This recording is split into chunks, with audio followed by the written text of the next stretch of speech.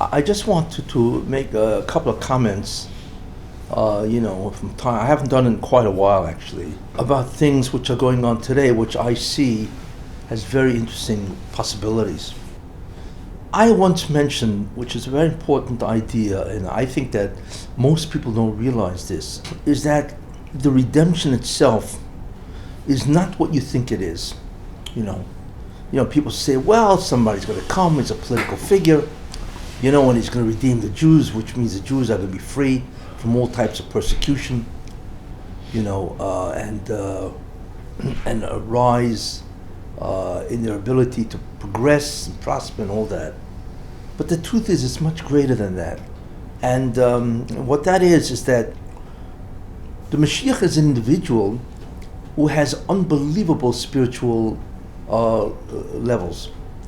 And he's not somebody that you want to meet, really, because his spiritual level is so great, you literally can collapse and you can maybe even die and so on. Because the Mashiach, what he will do, and I had mentioned this quite extensively before, is he's going to introduce what's called an or, a light, an enlightenment that's far beyond people's ability to handle.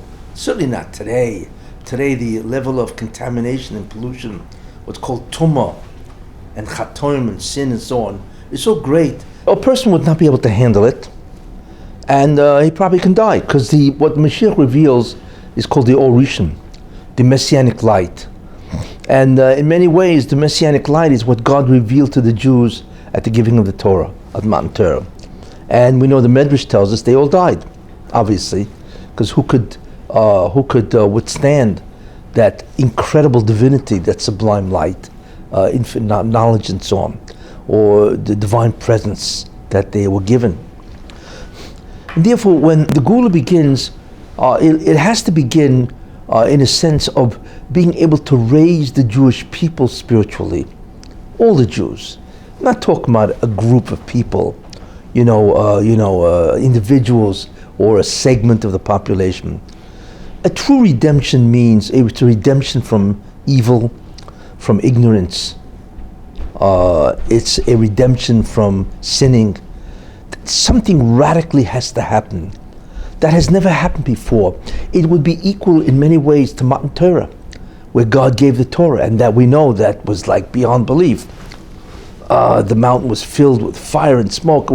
We don't even know what went on in that type of an event. But whatever it was beyond comprehension, beyond anything that anybody has ever seen in a earthly way, and so on. It's even beyond supernatural. That's how incredible it was. So that also has to occur. Now, obviously today, that's not happening at all. And today we see an enormous amount of diminishment of either religious Jews, like I once mentioned.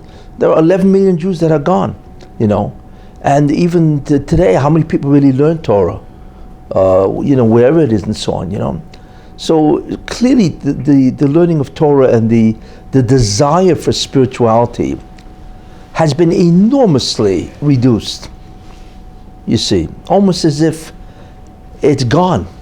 That's how little we see of it today. How many people really are driven for what's called spirituality, ruchnius? How many people wake up in the morning and say, what can I do to grow? Usually it's some other form of growth. Cash, property, money, food, right?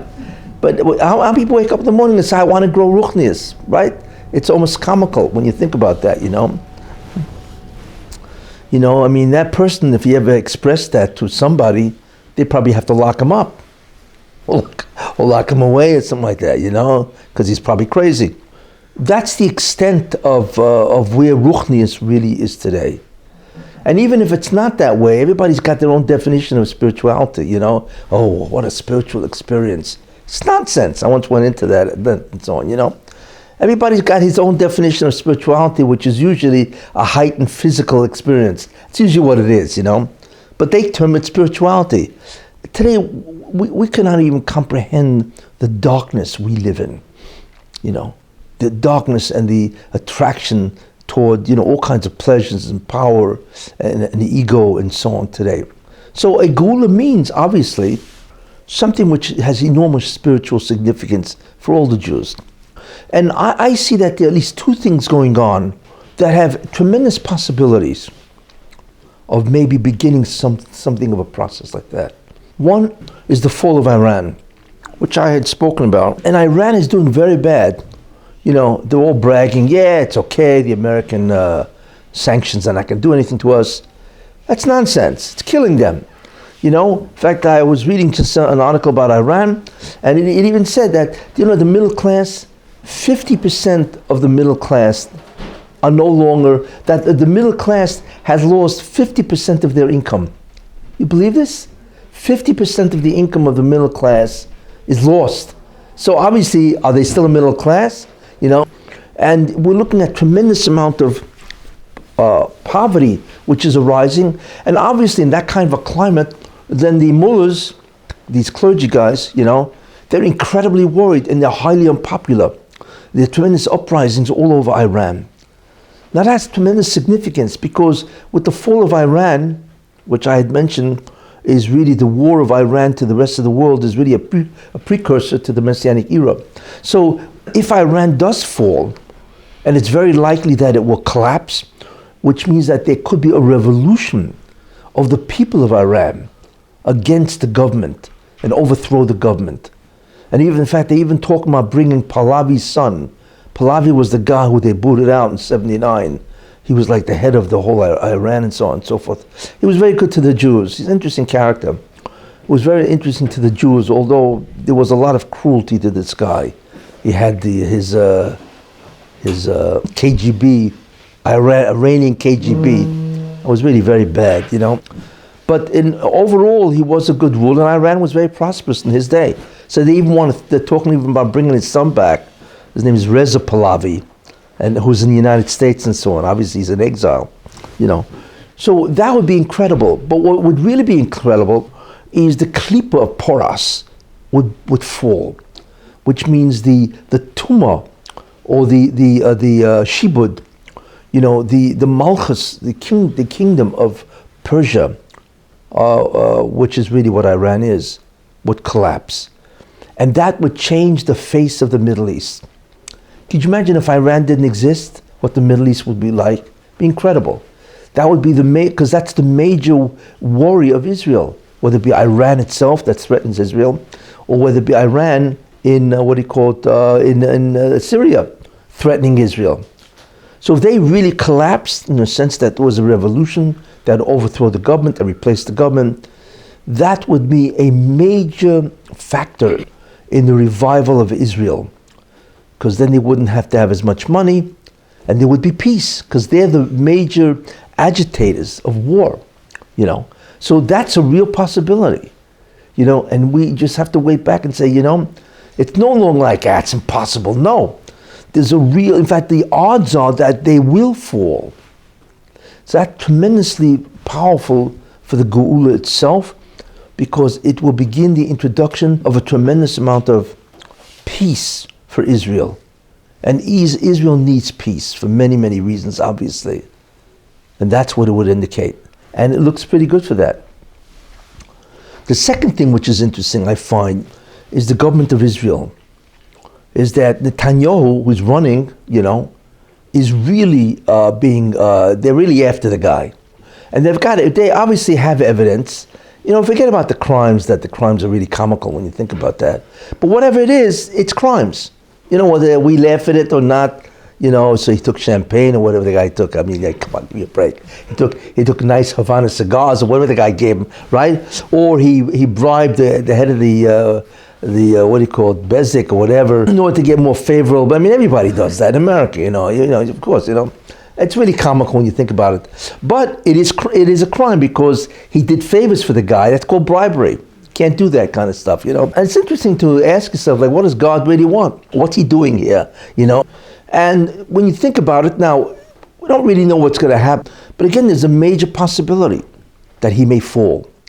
Because if the AG, the Attorney General of Israel, this guy Mendel himself is an interesting character, if he indicts him before, then it's very likely that he will not be able to run for two reasons.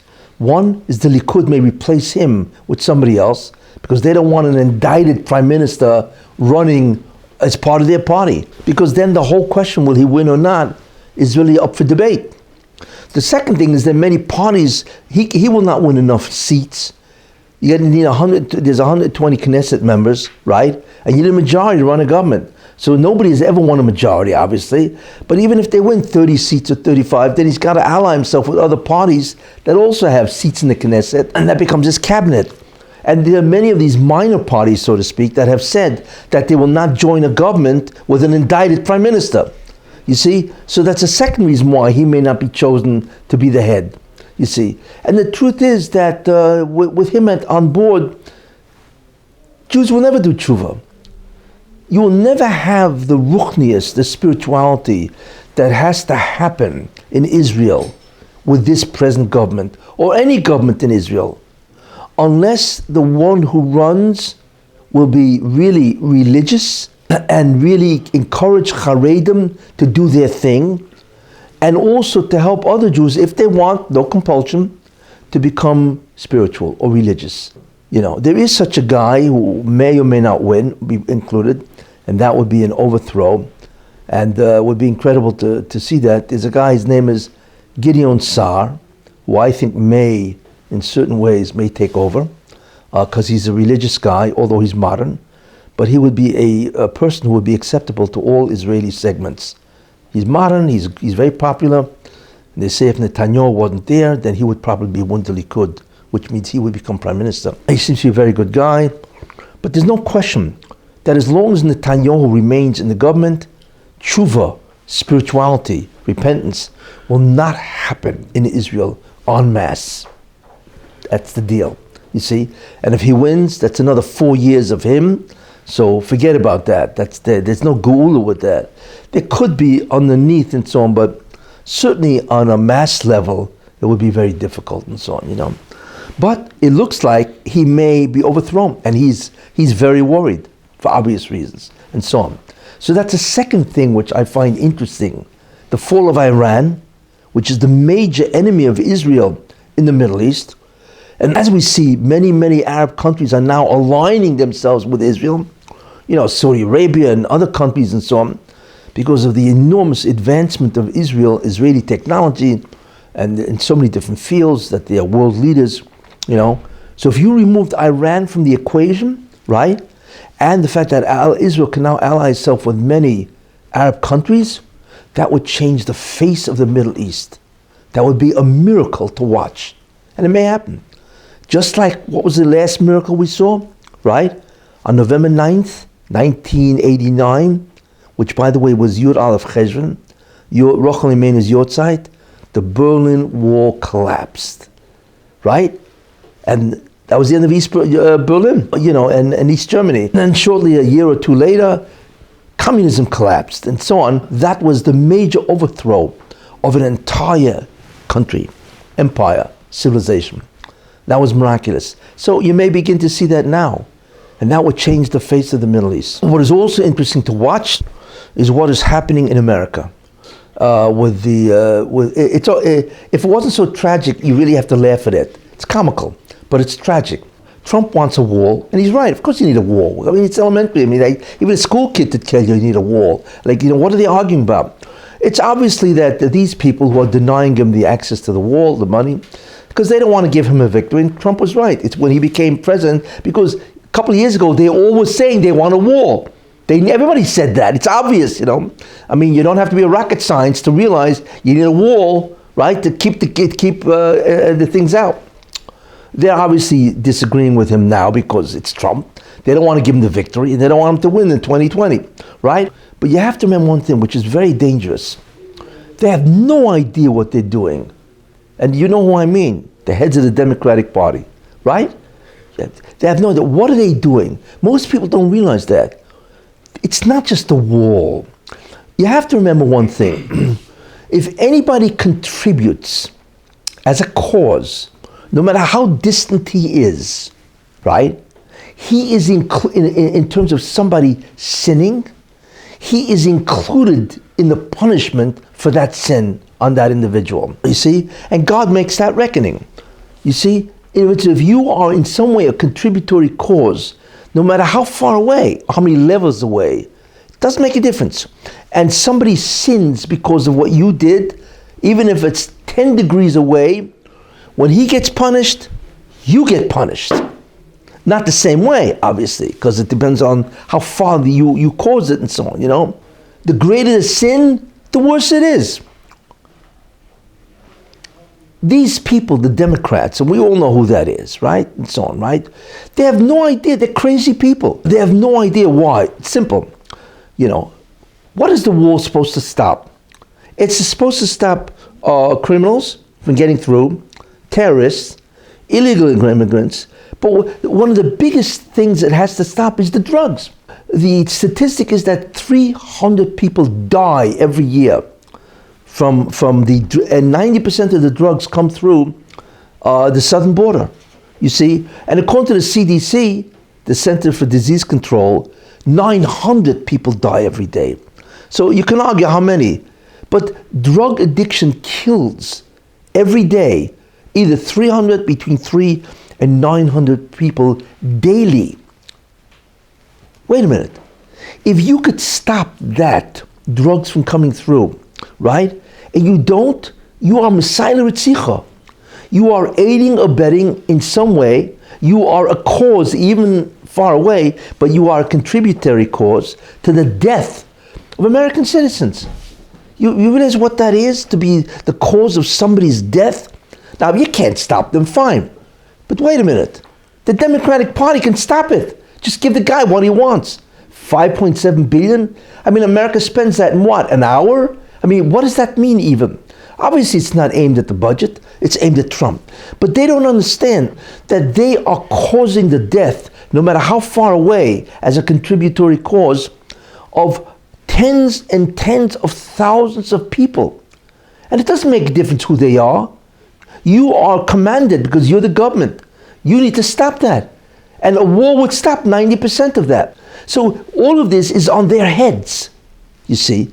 And what's even worse is that there are many people in the United States that agree with the Democrats. So in a certain sense, right, they encourage the Democrats or the leaders of the Democratic Party to do this.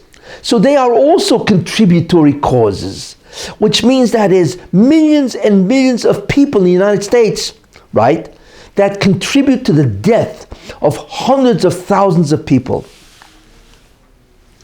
You have any idea how dangerous that is for America to be responsible for that? That means that when the gavel comes down and God said, let's judge America, right?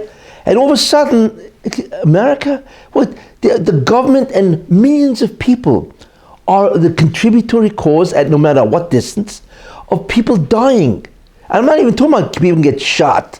You know, the guy in Nebuch in California got killed, and there was a guy in Tennessee, or whatever's going on.